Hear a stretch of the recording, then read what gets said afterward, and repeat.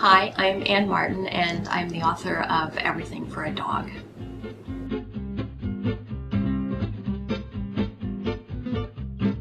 Yeah, I would say Everything for a Dog is definitely a companion to a dog's life, and not a sequel anyway. I don't think there was any way to extend Squirrel's story. She's a very old dog at the end of a dog's life, so this is definitely a companion book. You don't have to have read a dog's life to be able to follow Bone's story and know just enough about Squirrel, who he's separated from at the beginning of the other book. My nephew, who was about 8 years old, showed me his Christmas list for that year, and in among all of the requests for video games and movies and things were three that stood out for me: a dog, and then later on in the list, Doghouse, and right after that, Everything for a Dog. He desperately wanted a dog, and I like the idea of a story about a boy who wants a dog and whose parents have told him he can't have one. So that became Henry, is my nephew, and also the name of the character he became. I thought that writing from a boy's point of view was going to be more difficult than writing from a girl's point of view, simply because I was a girl. And so when I'm writing from a girl's point of view, I feel that I'm just sort of digging back into my past and pulling things out that happened to me, or feelings that I had, and I wondered if I would be able to do that, or to do something similar writing from a boy's point of view, and I didn't find it as difficult as I thought it was going to be. I think partly it was because one of the main characters was Henry, who was in many ways based on my nephew, so I had Henry to draw from.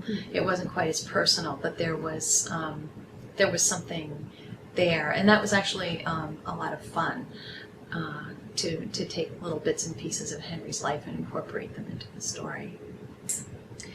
I only have one true experience with stray dogs, and that is my own dog, Sadie, who is not a stray, but could have been a stray, because she was born to a stray dog who was found wandering along a highway in Florida, and somebody rescued the mom dog, who was about to give birth to puppies, and brought her up to upstate New York, where I live, and they took her in, and all the puppies were born, and they found homes for the puppies, and I have Sadie, who is one of the puppies. And that actually was the inspiration for A Dog's Life, because I had wondered what would have happened to Sadie, who's very, very shy, if she had been born in the wild, if she would have survived. And that was the beginning of A Dog's Life.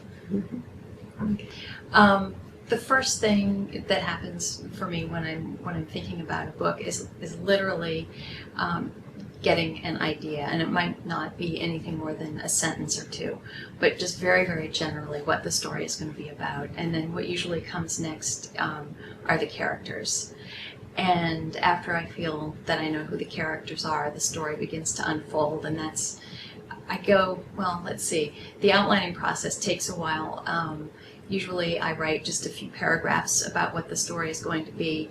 Then I make what I call a framework outline.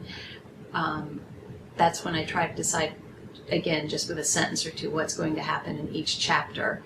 And then I expand on that until I have a very complete outline. And depending on the book, it might or might not, but usually includes very detailed sketches of all of the main characters as well. And that's what I write from. So the outlining process has several steps to it, and then I begin writing. But I don't always stick to the outline.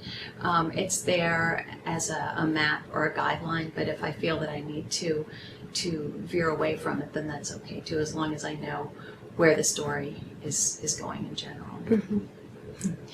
My favorite thing about being an author is being able to create characters and to tell stories.